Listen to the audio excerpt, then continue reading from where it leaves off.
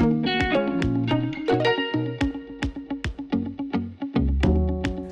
chef de district, c'est être en charge d'un tronçon d'autoroute. Un tronçon avec un site, 2 sites ou parfois 3 sites, sur lequel il y a des hommes qui travaillent pour gérer la sécurité, la viabilité, l'entretien du matériel et des bâtiments, et puis gérer tous les travaux qu'on a sur le tronçon. Donc le chef de district anime et encadre des équipes au quotidien. Donc ce sont principalement des équipes de patrouilleurs et des équipes de péage. Donc on est en interaction avec un certain nombre d'intervenants externes. Donc ça peut être les autorités préfectorales, les collectivités locales, les forces de l'ordre, les pompiers, les dépanneurs. Donc les qualités pour être responsable de centre d'exploitation, c'est avant tout des qualités humaines puisqu'il y a une grosse part de management, mais aussi des qualités organisationnelles et donc la rigueur puisqu'on est sollicité par tous les services d'ATMB pour des balisages, etc. D'être bon communicant, d'être capable de réagir assez rapidement sur des situations urgentes et d'avoir de la disponibilité. Le métier de chef de district, je crois que c'est avant tout un métier de passion. Je pense qu'il faut aimer les gens, aimer les interactions avec les autres. Je pense qu'il faut manager en toute sincérité et bienveillance les équipes qu'on encadre. Le côté humain, je dirais, est ma principale mission, je dirais, ou une des principales missions qu'on peut avoir. Parce qu'on passe beaucoup plus de temps à échanger, à avoir des interactions avec différentes personnes.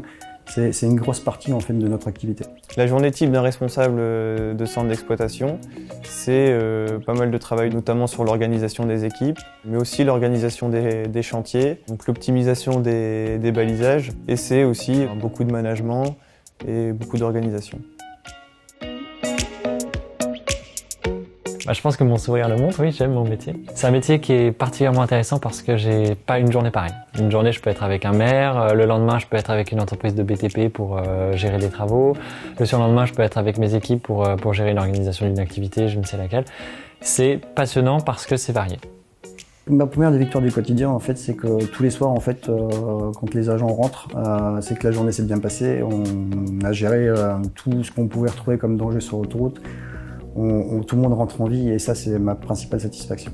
Des belles réussites, c'est quand un chantier part mal et puis qu'on trouve ensemble une solution qui fait qu'on arrive à faire les choses correctement et qu'à la fin, on respecte un délai, on respecte un budget et puis on a réussi le chantier, quoi, tout simplement.